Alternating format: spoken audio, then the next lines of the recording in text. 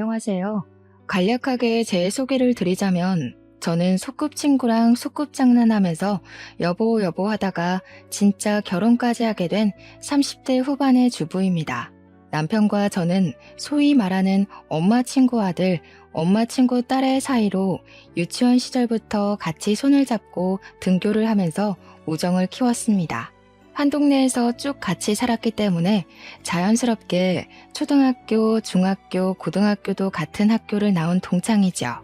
남편과 저는 진짜 둘도 없는 절친한 친구 사이였는데 이 30대 후반에서야 우리의 관계가 단순한 우정으로만 이루어진 사이가 아니구나 하는 것을 깨달았습니다. 그걸 깨닫게 된 계기는 아주 심플했습니다. 당시에 남편에게는 3년을 만난 여자친구가 있었고요. 그 여자친구는 여자 사람 친구인 저를 이해하지 못했습니다. 둘이 만난 시간이 길어짐에 따라 결혼을 약속하게 되었고 그 타이밍에 남편의 여자친구는 저와의 관계를 끊어버리라고 말을 했던 거죠. 그 여자친구 입장에서 저는 눈엣 가시 그 이상도 이하도 아니었던 것입니다. 어떻게 이성끼리 친구 사이를 유지하고 지낼 수 있냐고, 자기는 눈에 흙이 들어가도 절대로 용납할 수 없다고 딱 잘라서 이야기를 한 것이었죠. 두 번 다시는 둘이서 만나는 일도 연락하고 지내는 일도 없었으면 좋겠다고 말을 했다고 하더라고요. 제 남편은 그런 여자친구와의 의견 차이를 좁히지 못했고 결국에는 바가지 긁어대는 모습에 질려서 헤어지게 되었다고 했습니다. 3년이나 연애를 했지만 전부 다 알 수 있는 건 아니라며 헤어지는 과정이 어렵진 않았다고 하더라고요. 남편은 저를 불러서 신세한탄을 하면서 술을 마셨습니다.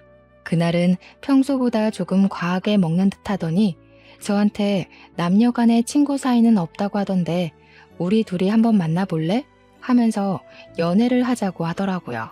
솔직히 저도 평소보다 좀 더 취해 있기도 했고 가볍게 만나는 사이 정도는 괜찮겠다고 쉽게 생각을 했습니다. 남편에게 좋다고 이야기를 하고 정말 초등학생들 장난처럼 연애를 시작하게 되었는데 연애 1년 6개월 만에 번갯불에 콩 구워 먹듯 결혼을 하게 되었습니다. 그도 그럴 것이 30년을 친구로 살다가 갑자기 연애를 하게 된 것이 주위에서는 충격이었나 보더라고요. 아무에게도 알리지 않고 연애를 시작했으나 사랑과 재채기는 숨길 수 없다고 하잖아요. 저희의 사이가 깊어질수록 가족들이 하나둘 의심하기 시작했고 결국에는 들키고 말았습니다. 양가에서는 너네가 헤어지면 이웃으로 오래 지낸 어른들의 사이까지 서먹해지는 거 아니냐고 빨리 결혼을 하라고 재촉했습니다. 물론 연애를 하면서 와 정말 잘 맞다, 너무 행복하다 하면서 지냈기 때문에 결혼까지도 염두에 두고 있긴 했지만 주위에서 그렇게 재촉을 하니까 또 다른 문제에 부딪히게 되더라고요. 저희 둘은 약간 떠밀리듯 결혼을 하게 되긴 했지만 30년을 친구로 지낸 사이여서 그런가 어느 순간 그 과정에 동화되고 있더라고요. 싸울 일도 별로 없고 서로의 성격이나 취향, 불편해하는 것 모두 다 아는 사이라 서로 배려하면서 살기 시작했습니다. 생각보다 연애보다는 심도 있는 결혼 생활이었지만 꽤 만족스러운 결혼 생활이었죠. 이렇게 아무 문제 없는 결혼 생활을 하면서 왜 이 사연을 쓰게 되었는지 궁금하실 텐데요. 제가 하고 싶은 이야기는 사실 저와 남편의 결혼 생활에 관한 이야기는 아닙니다. 저희는 여전히 서로를 생각하는 마음을 최우선으로 생각하며 서로를 이해하고 보듬으며 지내고 있습니다. 우리 둘의 이야기는 아니고 바로 남편의 남동생, 저에게는 도련님 되는 순둥이 도련님 이야기를 해보려고 합니다. 모든 일이 다 지난 지금까지도 가슴이 답답해지고 분노가 일어나는 사건이긴 하지만 그래도 우리 도련님 같은 피해자가 나타나질 않길 바라는 마음에 사연을 올려봅니다. 우리 도련님이 진짜로 착하디 착한 남자거든요. 여자라고는 만나본 적이 5손가락 안에 꼽는 모태솔로에 가까운 사람이랍니다. 여자에 대한 면역이 별로 없어서 어딜 가나 주위만 빙빙 맴도는 그런 바보 같은 남자요. 연애를 해봤다고 말을 하긴 하는데 제가 오래 알아온 결과 6개월 이상 만나본 여자가 없는 정도랍니다. 쑥맥에다 낯가림도 심하니까 거의 첫 만남의 까이기 일쑤였고 여차여차 만난다고 해도 금방 여자들이 질려하더라고요. 재미도 없고 뭐 하나 남자답게 결단을 내리지 못하니까 여자들이 금방 헤어지자고 하는 모양입니다. 여자들이 딱 재미없어하는 그런 성격이니 할 말 다 했죠 뭐. 우리 도련님이 여자를 만난 적이 별로 없으니 학창시절 내내 뭐만 했겠습니까? 학생의 본분인 공부만 죽으라고 했다 이겁니다 글쎄. 생긴 것도 딱 범생이처럼 생겨서는 공부만 죽으라고 해대니까 결과는 당연히 최상위권 성적을 유지할 수밖에 없었죠. 대학까지 졸업해서 부모님의 잔소리 한번 듣지 않고 회계사 시험까지 단번에 합격해서는 정식 회계사가 되었습니다. 회계사 시험이 얼마나 어려운지 다들 아시죠? 수없이 떨어지고 나서야 겨우 붙을까 말까한 그런 시험을 단박에 붙었다 이거죠. 우리 도련님이 당연히 첫 시험에 떨어질 줄 알고 위로 파티까지 준비했다가 축하 파티로 뒤바뀐 건 동네에서 유명한 이야기입니다.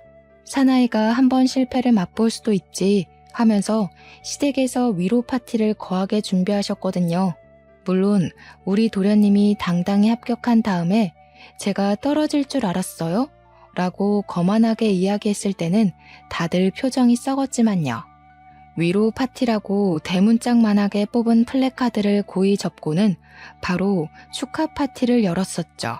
거기다가 우수한 성적이 뒷받침한 덕분인지 꽤 큰 회사에 취직까지 덜컥 된 거죠. 은근슬쩍 도련님 연봉이 얼마야? 하니까 무려 8천만 원이라고 하더라고요. 초봉인데도요. 여자친구 없는 도련님이 그 돈을 다 어디다 썼겠습니까? 고스란히 통장에 꽉꽉 채워둔 거죠. 그걸로 주식도 좀 하고 코인 열풍일 때 돈도 많이 불렸고요. 떼부자나 다름없는 장고를 보면서 웃던 도련님이 저한테 아이만 낳으면 조카한테 물심양면으로 쏟아부어 주겠다고 입이 닳도록 이야기를 하더라고요. 저랑 도련님도 오래 본 사이라서 진짜 허물없이 친한 사이였거든요. 기저귀를 찰 때부터 같이 놀았던 사이인데 당연한 것 아니겠습니까? 남편이랑 저랑 결혼하기 전에도 셋이 자주 어울려 다니긴 했는데 결혼하고 나서는 더 많이 어울리게 되었습니다. 여자친구가 없는 도련님이 주말에 심심할까봐 남편이랑 저랑 캠핑을 갈 때도 같이 가고 여행을 갈 때도 동행하고 그랬거든요. 물론 매번 끼어들었던 건 아니지만 캠핑은 여러 명이 가야 훨씬 재밌는 거 아시죠? 저랑 남편이 캠핑의 진심인 캠핑족이거든요. 오죽하면 캠핑 마을에 분양을 받아서 컨테이너 집을 하나 올릴까 고민도 했었습니다. 장비를 엄청 화려하게 준비한 것만 아니었어도 컨테이너 집을 지었을지도 몰라요. 저희가 오랜 시간 같이 캠핑을 다니면서 장비를 엄청나게 늘렸거든요. 처음에는 귀찮다고 도련님이 싫다고 안 간다고 몇 번이나 버팅겼었어요. 굳이 따뜻한 집 놔두고 푹신한 침대 내버려두고 바깥 차가운 바닥에서 매트를 깔고 자야 하냐고 이해가 안 된다고 거절을 했었거든요. 설거지하기도 불편하고 야외라서 벌레도 엄청 많고 거기다가 화장실이 불편하다고 싫다고 하는 거 눈 딱 감고 한 번만 가자고 끌고 갔었어요.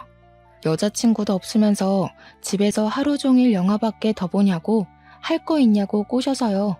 튕길 걸 튕기라는 말에 못 이기는 척 따라왔던 도련님이 캠핑의 맛을 한번 보고는 꽤 괜찮았었나 보더라고요.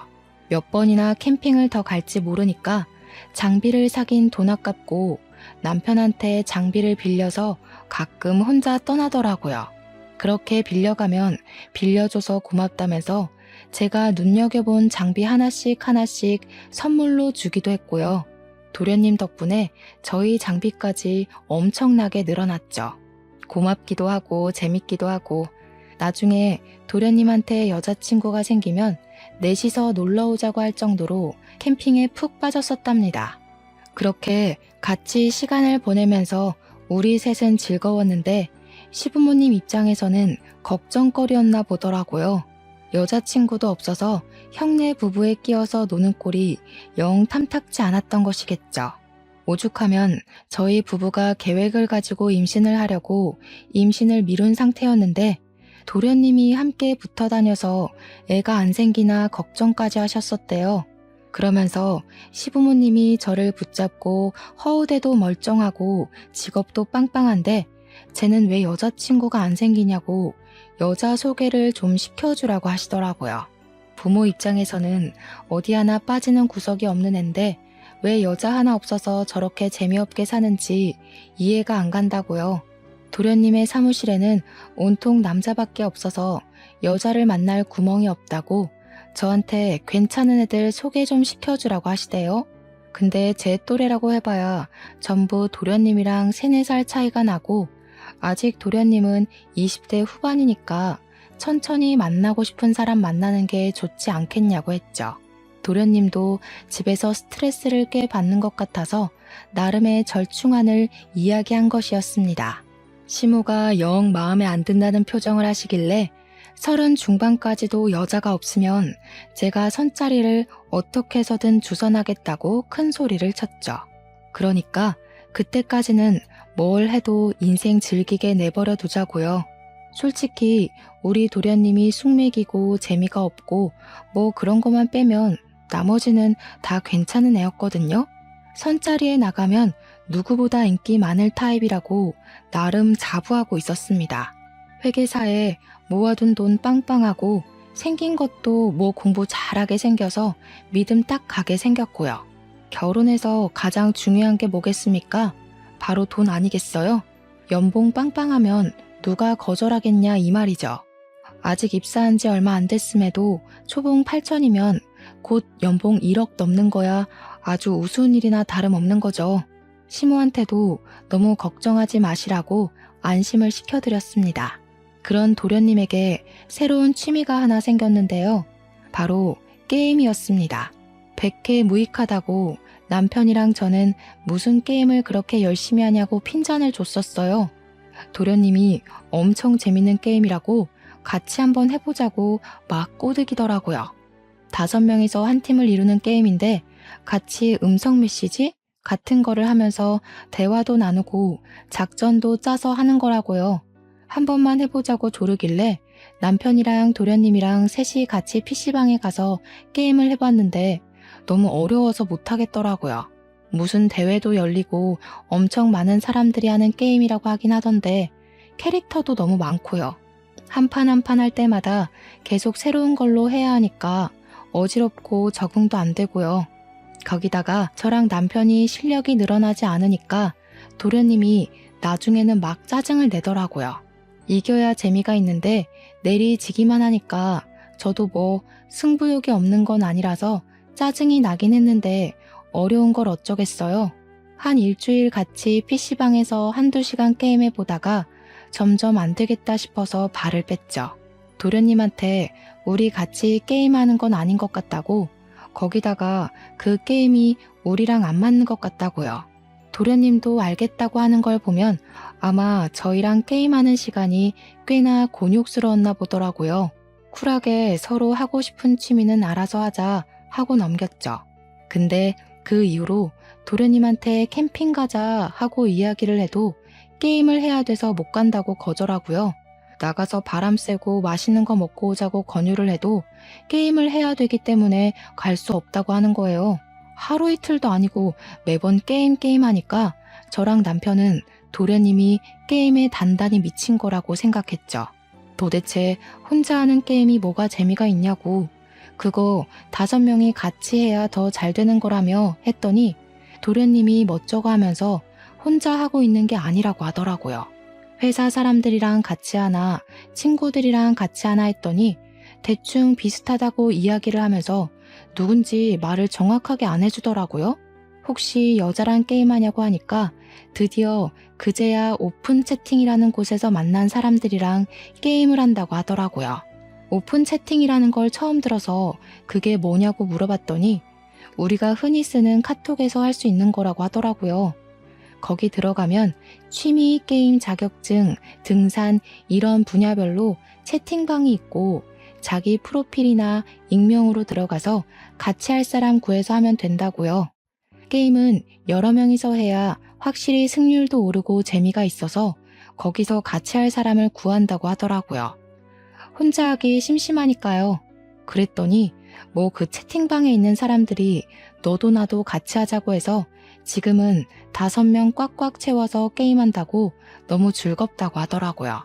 물론 우리는 도련님에게 즐거우면 됐다라고 이야기했지만 시부모님의 걱정은 나날이 늘어나기만 했죠.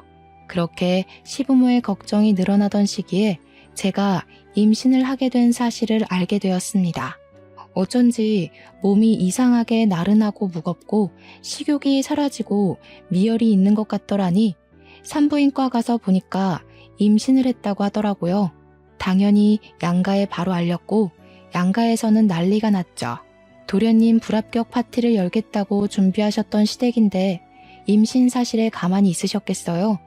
양가 어르신들이 한데 모여서 복덩이가 태어난다고 난리 법석을 떠셨습니다. 동네 사람들이 제가 임신한 사실을 모르는 분이 없을 정도로 온 동네방네에 자랑을 하고 다니셨어요. 복덩이, 복덩이 하도 다들 복덩이라고 부르셔서 태명도 결국 복덩이로 지었습니다. 우리 도련님이 제일 기뻐했던 것 같아요. 드디어 조카가 태어난다고 먹고 싶은 거 뭐가 있냐? 다 사다 주겠다. 가지고 싶은 거 뭐 있냐? 필요한 거 말해달라. 하루에 한 번씩 이야기를 했죠. 임신 초기에는 딱히 필요한 것도 없고 제가 입덧이 있었던 터라 먹고 싶은 것도 없어서 나중에요 했거든요. 그러고 시간이 지나서 입덧도 가라앉고 육아 박람회 같은 데 가보니까 사야 할 물건도 많더라고요. 그래서 도련님에게 연락을 해서 말을 했는데 이놈이 그 몇 개월 사이에 깜깜무소식이 된 거 아니겠어요? 언제는 하늘의 별도 따다 줄 것처럼 이야기를 하더니 갑자기 이리저리 피하는 거예요. 도련님한테 나가서 바람이나 쐬고 커피라도 한잔 하자고 연락을 하면 약속 있어서요 하면서 저를 피하고요. 하루는 시댁에 놀러가서 아무렇지 않게 도련님 방문을 열었는데 주말이라 당연히 게임을 하고 있어야 할 도련님이 방에 없는 거예요. 시모한테 도련님 어디 나갔냐고 물어보니까 시모가 깔깔 웃으면서 저한테 이야기를 해주더라고요. 요즘 우리 둘째가 연애라도 하나 봐. 맨날 밖에 나가고 집에 없어 하는 겁니다. 드디어 제 짝이라도 찾은 건지 요즘 알터니가 빠진 것 같아서 신나 죽겠다고 하시는데 충격이었죠. 그러니까 도련님이 연애를 한다는 것 자체가 상당히 놀라운 일이라서요. 남편한테도 은근슬쩍 이야기를 하니까 남편도 수상함이 느껴지긴 했다고 매주 주말마다 나가 논다는데 연애라도 하는 건가 싶었다고 하더라고요. 맨날 집에만 붙어있는 애가 어디냐고 퇴근하고 치맥이나 한잔하자고 하면 밖이라고 이야기하고 주말이든 언제든 게임만 하고 있던 애가 게임 접속도 안 하는 것 같아서 의심만 하고 있었다고 하더라고요. 누구랑 연애를 하는 건지 너무너무 궁금하다 싶은 거죠. 저랑 남편은 또 도련님의 소극적인 성격도 잘 알고 있으니까요. 그때부터 도련님한테 연애하나? 누구냐? 좀 보자 하면서 압박을 하기 시작했습니다. 저랑 남편이랑 둘이 허구한 날 여자친구 소개해달라고 뭐 하는 사람이냐 사진 좀 보여달라 하면서 노래를 불렀어요. 도련님이 진짜 착한 게 보통 그 정도 되면 상관하지 말라던가 뭐 짜증을 낸다던가 하고도 남을 텐데 그런 소리를 한 번도 안 하더라고요. 단지 만난 지 얼마 안 돼서 서로에게 조금 부담스러운 일인 것 같다고 하더라고요. 그래서 천천히 소개해줘도 되긴 하는데 은근히 걱정이 되니까 조금이라도 빨리 알고 싶다고 했죠. 여자친구한테 물어보고 소개해주겠다고 하더라고요. 도련님 입에서 여자친구라는 단어가 나오다니 저랑 남편이랑은 역시 인연이라는 건 따로 있는 것 같다. 마치 우리처럼 하면서 신나했습니다. 기다리고 기다리던 도련님의 여자친구를 만나는 날이 다가왔고 처음 딱 보자마자 너무 예뻐서 깜짝 놀랐습니다. 늘씬하고 얼굴이 진짜 너무너무 예뻐서 이렇게 이쁜 여자친구를 어디서 만난 거냐고 도련님 옆구리를 막 찔렀죠. 도련님 여자친구도 예쁘다 예쁘다 칭찬을 하니까 수줍게 웃는데 그것까지도 너무 귀엽고 예쁜 거 있죠? 이름도 세아라고 했어요. 알고 보니 둘이 게임을 하다가 만났다고 하더라고요. 게임을 하면서 연애를 할 수가 있냐 하니까 오픈 채팅방 있죠? 거기 단톡방에 둘이 같이 속해 있었다고 하더라고요. 같이 게임하면서 서로 번호 교환도 하고 연락도 하다가 밥이나 한번 먹자 해서 만났는데 이렇게 됐다는 거예요. 취미생활도 잘 맞으니까 너무 좋겠다 했더니 데이트하다가 할 거 없고 심심하면 둘이 PC방에 간다고 하더라고요. 와, 인연이 이렇게 닿으려고 우리 도련님이 그동안 여자도 안 만나고 버텼나 보다 했어요. 그래도 속 깊은 곳에 게임하다가 알게 된 사이고 얼굴도 예쁘니까 혹시 도련님 돈만 보고 들러붙은 거 아냐? 하는 생각이 들었습니다. 그러면 도련님 여자친구분은 무슨 일을 하세요? 저는 지금 일은 쉬고 있는데 원래는 스튜어디스였어요. 어쩐지 얼굴도 너무 예쁘고 몸매도 늘씬하고 키도 크더라니 딱 스튜어디스 같은 모습이긴 했거든요. 왜 그만뒀냐고 아깝다고 물어보니까 도련님 여자친구가 눈을 내리깔면서 이야기를 하더라고요. 아버지께서 많이 아프셔서 자기가 간호를 하고 있어서 일을 쉬고 있다고요. 제가 깜짝 놀라서 미안하다고 그런 아픔이 있는지 몰랐다고 하니까 아니라고 아버지 아픈 게 죄는 아니잖아요 하더라고요. 맞는 말이죠 뭐. 제가 괜히 아픈 상처를 건드린 건가 해서 노심초사했는데 도련님 여자친구는 속이 꽤 단단한 친구인 것 같았습니다. 그 뒤로는 도련님네 커플이랑 우리 부부랑 넷이 만나서 자주 시간을 가지게 되었어요. 소원하던 캠핑도 같이 가게 되었는데 제가 그날 너무 의외의 모습을 목격했잖아요. 도련님 여자친구는 아직 미혼이고 사실 그런 굳은 일을 잘 안 할 거라고 생각했는데 모든 일을 열심히 하더라고요. 텐트를 치는 것도 그렇고 고기를 구워 먹을 때도 쌈을 준비하고 뒷정리를 하고 할 때에도 빼는 것 없이 나서서 하더라고요. 아무래도 벌레도 좀 있고 날도 더워서 싫어할 거라고 생각을 했는데 그 예쁜 얼굴로 싫다는 소리 한 번 없이 열심히 나서더라고요. 꼭 해보고 싶었었다면서 마시멜로까지 준비해와서는 꼬치에 끼워 굽는데 귀여웠습니다. 근데 딱 한 가지 조금 찜찜했던 부분이 있었어요. 도련님 여자친구가 스튜어디스 출신이라고 본인 입으로 말을 했잖아요. 제가 막 장시간 비행을 하고 하려면 힘들겠다 하면서 국제선 노선에 있었냐고 물어봤죠. 그랬더니 국제선 비행을 했다고 하더라고요. 장시간 비행하면 다리가 퉁퉁 붓는다고 물어보지도 않은 이야기를 막 늘어놨어요. 스튜어디스의 생활은 잘 몰랐기에 흥미롭게 듣고 있었죠. 그럼 세아씨 영어를 무척 잘하겠네? 네, 영어는 조금 하는 편이에요. 나도 어학연수 갔다 왔거든. 캐나다 수도로. 밴쿠버 너무 좋죠. 저도 비행하느라 몇 번 가봤어요. 좋아하는 도시예요. 근데 캐나다 수도는 밴쿠버가 아니라 오타와잖아요.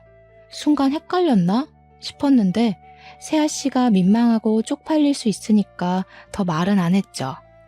캠핑 가서 저녁까지 다 먹고 치우고 불멍하면서 시간을 가지다가 이제 자러 가자 하고 말을 했죠. 제가 임신 중이었기 때문에 너무 피곤하고 다리도 아프고 하더라고요. 근데 그때 도련님 여자친구가 저한테 선물을 하나 주는 게 아니겠어요? 제 임신 소식을 듣고 준비했다면서 아기 신발을 딱 주더라고요. 오밀조밀한 하얀색 새 신발이 너무 귀엽고 이뻐서 제가 감동을 크게 먹었죠. 뭘 이런 걸 다 준비했다고 잘 받을게 하는데 밴쿠버고 나발이고 완전히 까먹어 버렸죠 뭐. 남편이랑 둘이 텐트에 와서 이부자리 펴고 이야기를 하는데 남편도 마음에 든다고 하더라고요. 도련님이 어디서 저런 여자를 만날 수 있겠냐고. 스튜어디스 출신이라 그런지 자세도 바르고 목소리도 친절하다고 입에 침이 마르게 칭찬을 했어요. 여자친구분이 일도 잘하고 싹싹하고 도련님한테 좀 과분한 사람 같아 하니까 남편도 끄덕끄덕했어요. 남편이 끔찍하게 아끼는 동생인데 제 말에 고개를 끄덕일 정도면 도련님 여자친구를 정말 예쁘게 본 것이나 다름없는 거죠. 근데 제가 봐도 그렇더라고요. 우리 도련님이 쑥맥이고 낯가림까지 심한데 옆에서 일일이 챙겨주는 걸 보니까 저렇게 이쁜 아가씨가 왜 우리 도련님한테 저럴까 싶은 마음이 스멀스멀 들었죠. 일도 얼마나 잘하는지 결혼한 저보다 더 살림꾼이더라고요. 다음날 점심까지 캠핑장에서 다 해먹고 정리를 하는데 너무 빨리 착착 잘도 하더라고요. 손끝이 야무진가 봐. 살림도 잘하겠어 하면서 엄지를 척 올려주니까 아버지 병간호를 하면서 살림 솜씨가 늘었다고 하더라고요. 아버지가 많이 아프시냐고 물어보니까 간이 많이 안 좋으시대요. 어릴 때 집이 너무 가난해서 엄마는 부녀를 버리고 도망을 갔고 그 이후에 아버지 혼자 자기를 키우면서 술로 화병을 다스리셨다고. 그런데 술을 하도 많이 마셔서 결국 이렇게 탈이 났다고. 간 때문에 고생을 하시는 지금도 술은 못 끊으셨대요. 요양병원에 모셔볼까 고민도 하긴 했는데 자기가 이미 퇴직을 한 다음이라 모실 돈이 없어서 걱정이라고 했어요. 문득 궁금해져서 세아 씨는 지금 무슨 돈으로 생활을 하고 있냐고 물어보니까 뜨끔해하면서 이야기를 하더라고요. 자기가 그동안 벌어두었던 돈으로 아버지 병원비 대면서 아끼고 살고 있다고 했어요. 근데 그것도 좀 의아하더라고요. 스튜어디스가 위험수당이 붙어서 받는 월급이 꽤 되는 걸로 알고 있었거든요. 그러니까 일을 하면서 아버지를 요양병원에 모시는 게 차라리 더 낫지 않나 하는 생각이 들었던 거죠. 어쨌든 제가 임신 7개월이 될 때까지 우리 넷은 자주자주 만났어요. 나중에는 시부모도 세아 씨를 궁금해하기 시작했고 결국에는 집으로 초대를 하게 되었습니다. 만난 지 얼마 안 된 것 같은데 벌써 집에 오는 거 부담스럽지 않냐고 세아 씨한테 물어봤죠. 세아 씨가 도련님보다 2살 어렸었거든요. 나이가 딱 29살이었어요. 요즘은 결혼도 늦게 하는 추세고 32살에 결혼했던 저도 빨리 했다는 소리를 들었으니까요. 제가 부담스럽지 않냐 하니까 세아 씨가 자긴 너무 좋다고 빨리 결혼하고 싶다고 하더라고요. 자기 가정을 이루는데 꿈이 있었다면서 30이 되기 전에 결혼을 하고 싶었다고 이야기를 했어요. 뭐 둘 다 괜찮다고 하니까 시댁에 초대를 해서 제가 임신해서 배가 불러있음에도 일찍 가서 시모랑 같이 상을 차리기로 했죠. 근데 세아 씨가 약속 시간보다 3시간이나 일찍 와서는 자기도 돕겠다고 하는 게 아니겠어요? 저랑 시모랑 화들짝 놀라서 무슨 말을 하는 거냐고 세아 씨 줄 밥상 차리는 건데 가만히 앉아서 먹기나 하라고 했죠. 그러니까 집안 어른들이 다 일을 하는데 자기가 어찌 밥만 쑥 얻어먹을 수 있겠냐고 형님 임신까지 하셨는데 힘드시잖아요 하더라고요. 그 모습에 우리 시모가 완전히 쑥 빠져들고 말았죠. 저한테 슬쩍 애가 손도 야무지고 칼질도 얼마나 잘하는지 요리도 진짜 잘한다고 눈이 뿅 가셨더라고요. 시모가 밥 먹는 내내 그래서 결혼은 언제 한다고? 올해 할 거니? 빨리 해라 하면서 난리를 치셨어요. 도련님도 은근히 결혼을 빨리 하고 싶다고 이야기를 하는데 저랑 남편은 뭐 제짝 만났구나 싶었죠. 그날 밤 잘 먹고 후식까지 먹은 뒤에 세아 씨가 가보겠다고 하니까 도련님이 따라 나섰습니다. 당연히 밤길이 위험하니까 데려다 주겠거니 하고 잘 갔다 오라고 보냈거든요. 도련님이 나가자마자 시부모가 막 물어보더라고요. 너네는 어떻게 보이냐고 막 보채시길래 저랑 남편 둘 다 괜찮은 것 같다고 같이 놀러 다니고 해봤는데 됨됨이가 됐다고 이야기를 했죠. 근데 남편이 순간 마음에 걸리는 게 하나 있다고 하더라고요. 스튜어디스 출신이라고 했는데 영 찜찜한 게 있대요. 남편이랑 비행 이야기를 하다가 뉴욕행 비행을 많이 다녔다고 하면서 비행 시간이 15시간이라 힘들다고 했다는 거예요. 뉴욕이면 11시간 30분이면 가지 않냐고 했더니 얼버무리면서 자기가 경유 노선을 타서 뭐 어쩌고 저쩌고 변명을 했다는데, 사실 경유 노선을 탄 거면 오히려 15시간으로는 어림도 없죠. 그래서 저도 캐나다 수도를 밴쿠버로 잘못 알고 있더라고 말을 살짝 얹었어요. 그랬더니 시모가 설마 그런 걸로 거짓말을 했겠냐고 헷갈렸겠지 하더라고요. 남편이 근데 국제선 탓하는 스튜어디스가 영어를 잘 못하더라고 한마디 더 하니까 시모가 남편을 쑥 째려봤어요. 마음에 들었는데 자꾸 말을 한마디씩 얹으니까 불편하셨겠죠 뭐. 아무래도 도련님이 처음 데려온 여자친구이기도 하고 집에 와서 보여줬던 태도가 너무 좋았으니까요. 시부모님은 뭐 어떠냐 하면서 대수롭지 않게 생각하셨습니다. 시댁에 와서 인사를 드리고 난 뒤에 급 물살을 탄 것 마냥 상견례 자리가 마련이 됐습니다. 제가 거의 출산을 앞두고 있었을 때라 하루빨리 상견례를 하자고 해서 급하게 자리를 마련해 식사를 하게 되었어요. 분명 예비 동서 세아 씨네 아버지가 간이 나쁘다고 했었잖아요. 오늘 내일 할 것처럼 이야기를 해서 긴장했는데 얼굴 때깔이 너무 좋으신 거예요. 간이 나쁘면 보통 황달도 좀 있고 한데 거기다가 상견례 자리에서 술도 막 드시더라고요. 우리 딸 누가 데려가나 했는데 하시면서 웃는데 금리가 앞니에 싹 둘러져 있더라고요.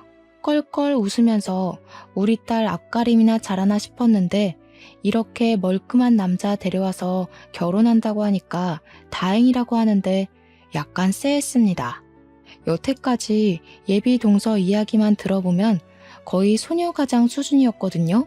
근데 자기 앞가림이나 잘하나 싶었는데 하는 그 말투가 좀... 저랑 남편이랑 찜찜하다 싶어서 눈빛 교환을 하는데 우리 도련님은 그냥 좋아 죽더라고요. 자기가 세아 고생 절대 안 시킬 거라고 믿고 맡겨만 달라고 하는데 예비사돈이 딱 그러더라고요. 자네 연봉이 그렇게 좋다고? 내가 우리 딸 덕에 호강하게 생겼네 하고요. 저랑 남편은 헉 했는데 도련님은 앞으로 자기가 잘 모시겠다고 하더라고요. 눈에 콩깍지가 단단히 씬 거죠. 그렇게 결혼 준비가 본격적으로 시작이 됐고 저는 도와주고 싶었지만 출산을 하게 되는 바람에 돕지 못하게 됐어요. 제가 출산하고 회복하는 동안 스드메며 웨딩 촬영이며 예단 예물 이야기까지 싹 끝냈더라고요. 웨딩 사진을 보는데 예비 동서가 입은 드레스가 진짜 화려한 거예요. 도련님한테 와 드레스 진짜 화려하다 했어요. 예비 동서가 예뻐서 그런가? 이런 화려한 게 잘 봤네 하니까 도련님이 한숨을 푹 쉬면서 그러대요. 그러니까요. 무슨 드레스를 빌리는데 1,500만 원이나 하는지. 저는 순간 띵 했죠. 무슨 드레스를 빌리는데 1,500만 원이나 해요? 보통 결혼식 할 때 스드메를 묶어서 하잖아요. 저는 3개 다 해서 300만 원대 주고 예약을 했는데 드레스 한 벌에 1,500만 원? 아예 드레스를 돈 주고 사도 그 값은 안 하겠다 싶었죠. 도련님이 잘못 들은 거 아니야? 150만 원을 1,500만 원으로? 아니요. 콕 집어서 이 드레스 입고 싶다고 카탈로그를 들고 왔더라고요. 1,500만 원이라면서요. 와, 스튜어디스가 돈을 꽤 버나 보다. 아버지 병원비 대면서 그 돈이 어디서 났대?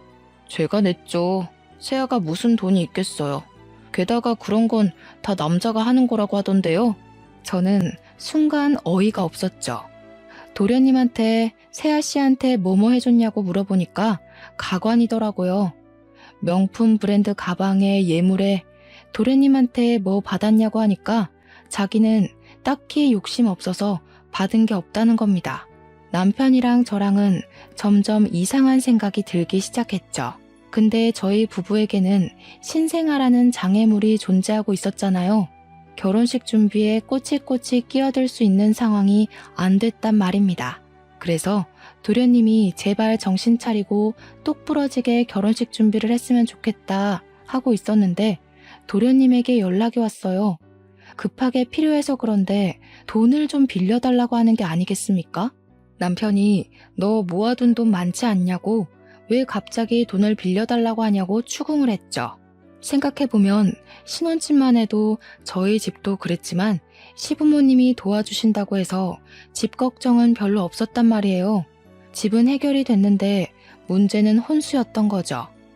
예비동서가 돈이 없다면서 혼수를 대신해달라고 도련님한테 이야기를 했다는 겁니다. 그 이야기를 들으면서 저희의 의문은 점점 더 깊어져 갔어요. 도련님이 모은 돈이 억 단위일 텐데 혼수할 돈이 없다는 게 이상하잖아요. 도련님이 그제야 이야기를 하는데 그동안 만나면서 아버지 병원비를 보태달라 해서 돈을 보태주고 있었다는 겁니다. 예후가 좋지 않아서 비싼 약을 써야 한다고 한 달에 적게는 300만 원, 많게는 1000만 원씩 빌려가고 그랬대요. 스드메 하면서 2천만 원 이상을 사용했고 신혼집에도 돈을 좀 보탰고요. 식장도 호텔 결혼식 하고 싶다고 그래서 꽃장식만 몇 천만 원 드는 곳으로 예약을 했다고 하더라고요. 남편이랑 저랑은 완전 경악을 했죠. 돈도 없다면서 뭘 그리 비싼 결혼식을 하냐고, 허영심이 너무 센 거 아니냐고요. 그랬더니 일생에 한 번뿐인 결혼식인데 기죽고 싶지 않다고 했대요. 자기 동료 스튜어디스들은 다 그렇게 결혼했다고 하면서요. 저는 진짜 스튜어디스는 맞는 거냐고 물었고 도련님은 퇴직 전에 찍은 거라며 승무원복 입은 사진이랑 사원증 같은 걸 보여줬다고 했어요. 저는 친구 동생이 예비동서가 다닌 항공사에 다니고 있었다는 걸 기억해서 오랜만에 친구 동생에게 연락을 했습니다. 친구 동생에게 윤세아라는 스튜어디스 아냐고 물어봤더니 안다고 하더라고요. 진짜 스튜어디스였구나 하고 있었는데 글쎄 윤세아를 어떻게 아냐면서 동생이 저한테 걔 입사한 지 얼마 안 됐다고 하는 겁니다. 이게 무슨 소린가 싶어서 자세하게 물어보니까 나이도 25살이고 남자친구도 없다는 거예요. 사진 좀 보여달라고 해서 보니까 제가 아는 윤세아랑 동생이 말하는 윤세아가 전혀 다른 인물이더라고요. 생각해보니 퇴직했다고 했다. 퇴직자 중에 있냐고 하니까 없다고 했어요. 저한테 사칭하는 사람한테 잘못 걸린 거 아니냐고 스튜어디스를 사칭하는 사람이 많다고 하더라고요. 순간 머리를 한 대 맞은 것 같더라고요. 어쩐지 뉴욕 비행 시간도 영어를 못하는 것도 캐나다 수도도 틀리고요. 수상한 점이 한두 개가 아니라고 했더니 스튜어디스가 그런 걸 모를 수가 없대요. 남편이랑 상의를 하고 결국은 흥신소에 의뢰를 해보기로 했어요.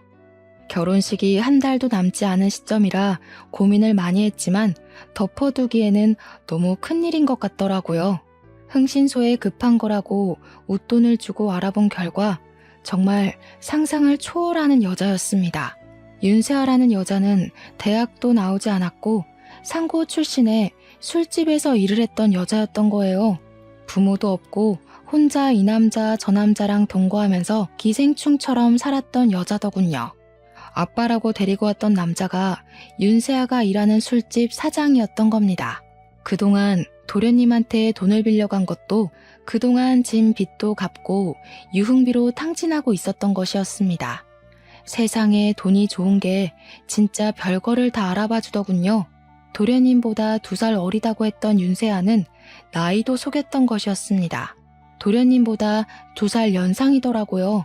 거기다가 결혼식을 한 달 앞둔 지금까지 같이 동거하는 호스트바 선수도 하나 있더라고요. 완전 막장 중에 막장 인생을 사는 여자 아니겠습니까? 그걸 결혼식 3주일 전에서야 알게 되었고 부랴부랴 도련님과 시부모에게 이야기를 했어요. 처음에는 그게 다 무슨 소리냐고 믿지도 못하던 사람들이 나중에는 뒷덜미 잡고 쓰러졌습니다. 도련님은 충격으로 인해서 말을 잃어버린 사람처럼 굴었고요. 시부모님은 이 결혼 절대 반대라고 결혼식 3주 앞두고 청첩장을 돌렸던 사람들에게 결혼식이 취소됐다고 연락을 돌렸어요. 식장이랑 스드메 업체에 연락을 해보니 이미 취소는 어렵다고 하더군요. 그래서 아예 쪽팔림을 주자고 생각하게 됐습니다.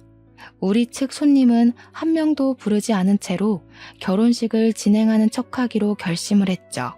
신혼집에 가전이 들어오기 전이었기에 전부 취소를 할 수 있었고 집은 전세로 급하게 매물을 내놓았습니다. 정말 다행인 건 집을 공동명의로 해달라고 했던 그 여자의 부탁을 들어주지 않았다는 것이었죠. 고대하던 결혼식 날이 됐고 우리 측 손님은 한 명도 오지 않은 채로 시작이 되었습니다. 신부 대기실에 가보니 저한테 형님 하면서 앞으로 잘 지내보자고 웃는데 소름이 돋더군요. 제가 대꾸도 하지 않고 싸늘하게 바라보니까 갸우뚱하는데 가증스러웠습니다. 신부 입장이라는 소리와 함께 그년이 식장에 들어서는데 신랑 측 하객이 하나도 없는 걸 보고는 놀래더라고요. 신부 입장곡이 울려 퍼지는 식장에 남편이 마이크를 잡고 노래를 중지시켰습니다. 저 사기꾼 같은 년이랑 제 동생이랑 결혼식은 올리지 않을 겁니다. 스튜어디스 출신은 개뿔.